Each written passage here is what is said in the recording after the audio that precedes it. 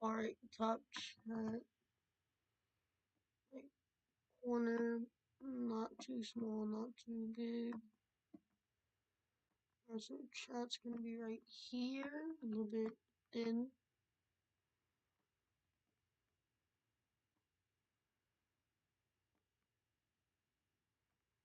And chat's gonna be on top right of my corner. Okay. What? Thought I had.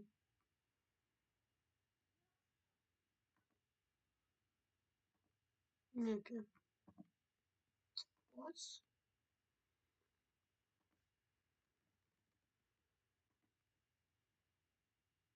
Sending.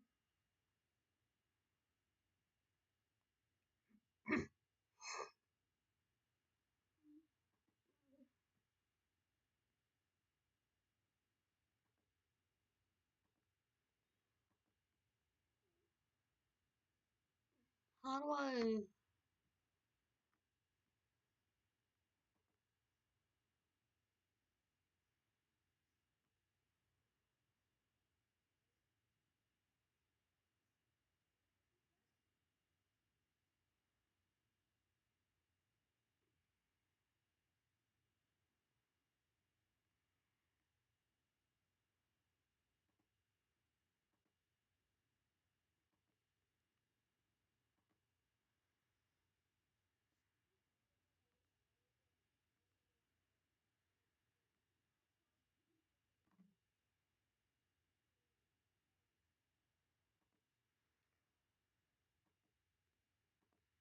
Alright, so my hotkey for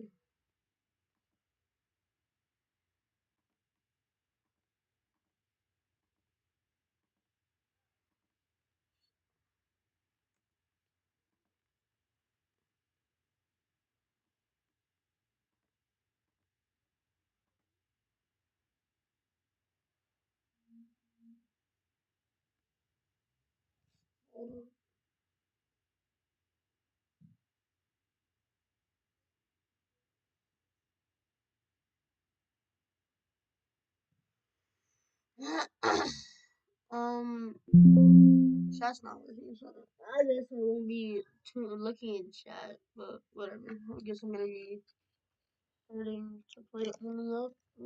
I mean, mm,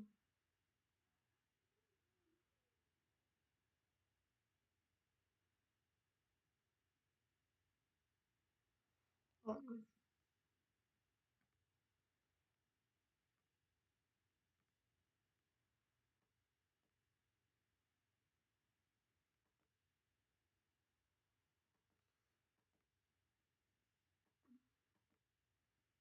video.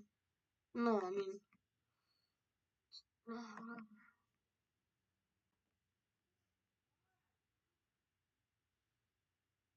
so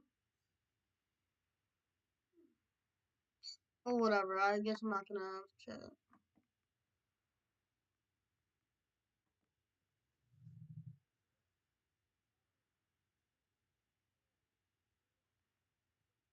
Let's go to scratch.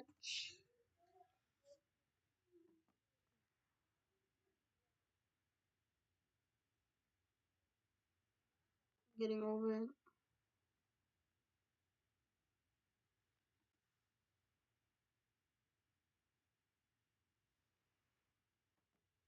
Getting over it.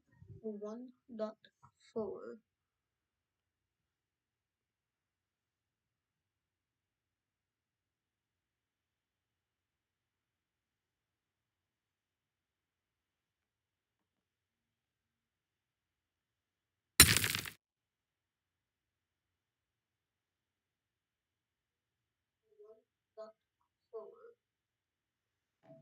Alright, so yo.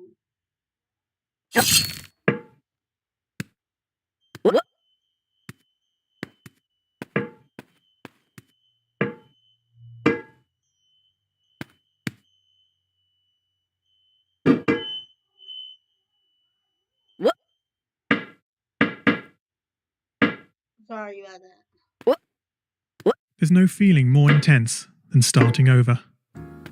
If you've broken your Scratch project moments after you've shared it, as I have, or you spent hours working on a project only to notice too late that one of your sprites has unexplainably gone missing.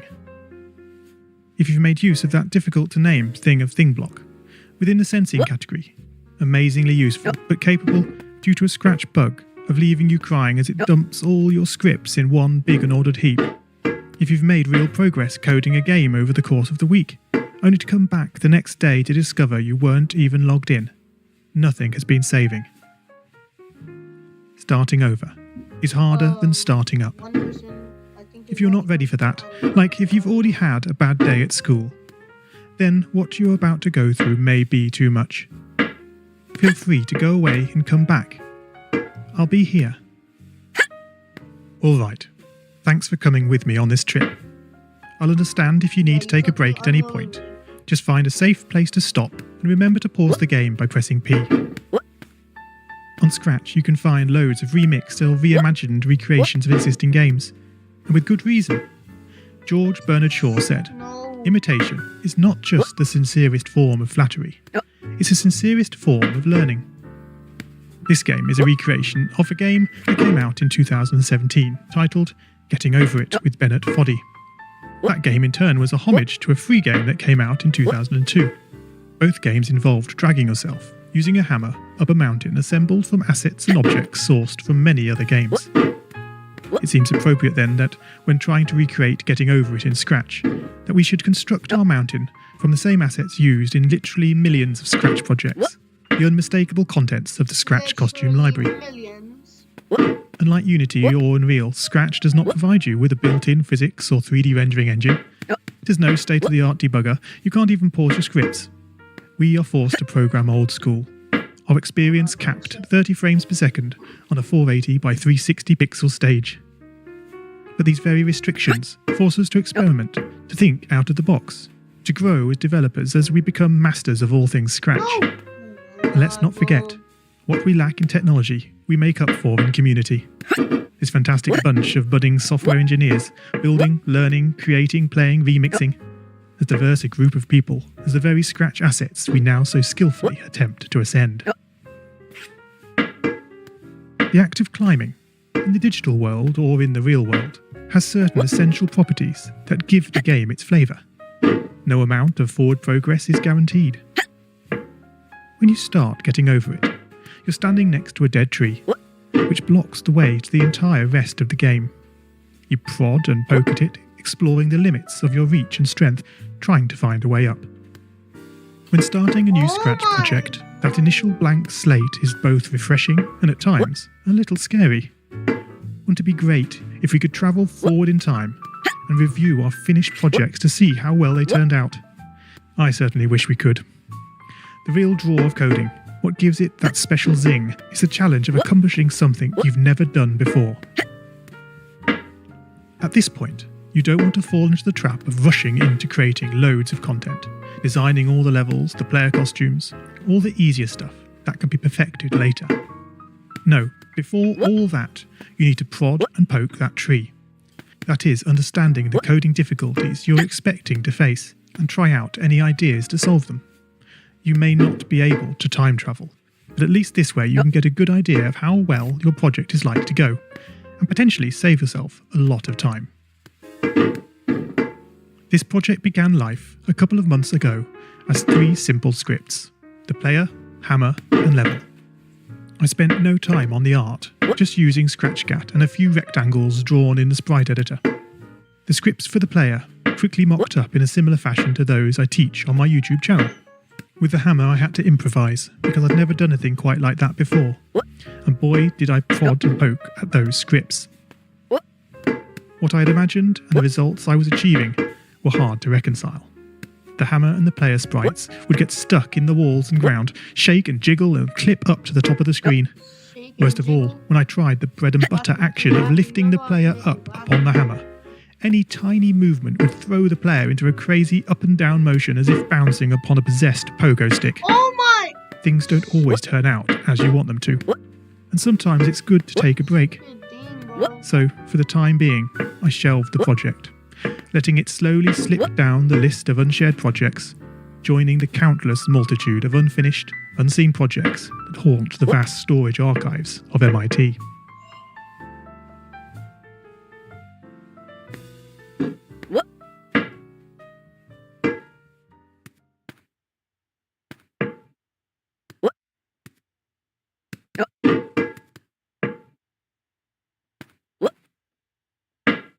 Yeah, no.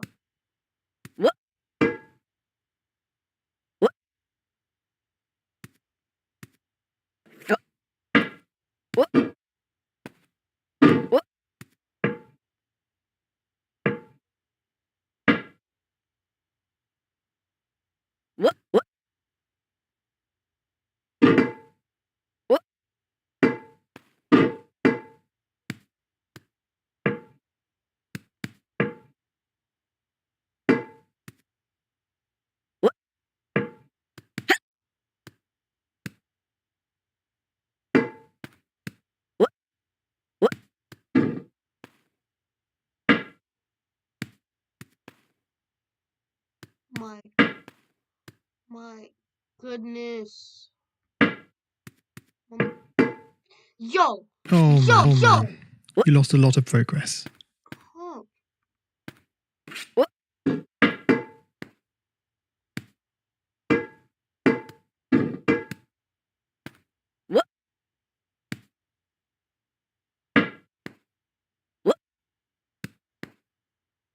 Whoops, oh dear. Whoops! Oh!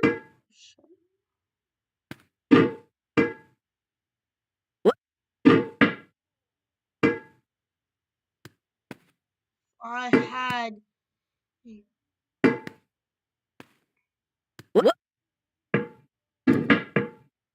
Okay.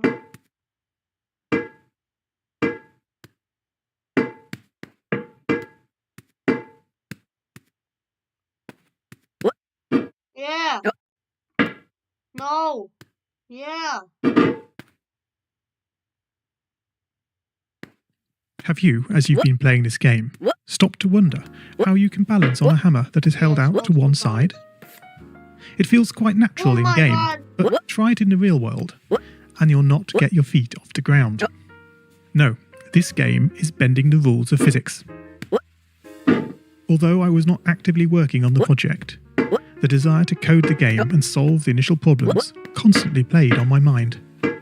Finally, I decided to give it another go. Research is a powerful tool. Don't just rely on what you think you know. YouTube can be a great resource for gameplay videos. Being able to pause and rewind that's the what I'm action screaming on. is invaluable. Did you know that you can step through videos frame by frame using the angled bracket keys? My research helped confirm many thoughts I'd been having, and also uncovered some nuances around mouse movement that had really got me stumped. All this was food for my brain, and I was super fired up to bring it all to scratch. And so, back in Scratch, I completely restructured the player and hammer scripts, bringing the scripts together in a single sprite. This allowed the movement of the two objects to be tracked together and to move dependent on each other. Of course, in coding, as in real life, you often have to compromise. It isn't reasonable to implement a full physics engine in Scratch, but often it's enough to create a good estimate of what the player is expecting.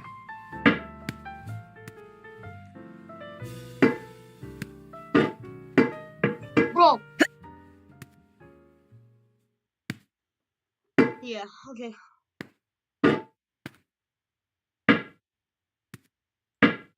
Do it at an angle.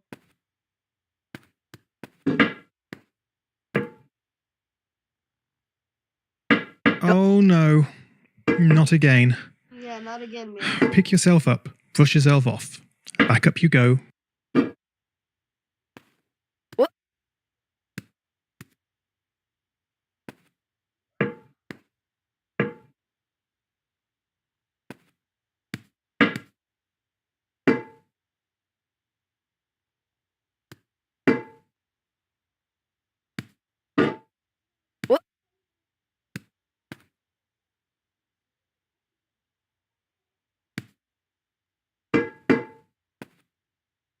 I'm sorry, Bat. 1 plus 1 is 2. No. If this 1 wasn't plus always 1 the equals case, 11. if sometimes the answer was 3, then we would be in trouble. The addition operator is therefore referred to as deterministic. Similarly in Scratch, if your player sprite reports that it isn't touching the level, then you would expect, assuming the player is not moved relative to the level, that this would continue to be the case. As it turns out, the sensing block in Scratch does not behave like this. It can be non-deterministic. This is down to how Scratch draws its sprites. Their size and shape can change very slightly depending where on the screen they are first visualized. This can easily break a carefully crafted platforming script, resulting in sprites becoming trapped, teleporting to the edge of the screen, or worse of all, your game freezing up. One solution I'm fond of using is to create a short fix-up script that, on detecting an unexpected collision, moves the sprite this way and that in an ordered pattern until it finds a spot close by where the sprite no longer reports as touching the level. This is an important feature in this game. It should go completely unnoticed to the player, but without it the game can go horribly wrong. And now the final climb. I'm sorry to say goodbye, but thanks for playing my game, for giving me the time. Up the tree you go, your struggles end in sight. Up past the star you go, as you drift into the night. Wait, did I beat it? Hold on. If I go down, that's... No. No. No. Okay. Is there more? Yay! I got over it! I got over it. I got over it. I'm trying to play the real game. Getting over it. But I'm crazy and crazy. Nope, wrong thing.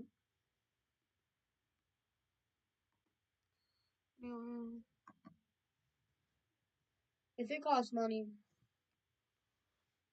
it's $8. Yeah. Let me see who's been typing in my chat. No one. Yippee!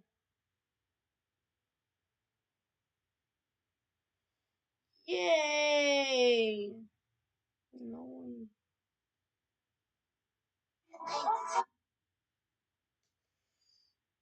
I beat it. So I'm gonna go. Y'all have a good rest of your day.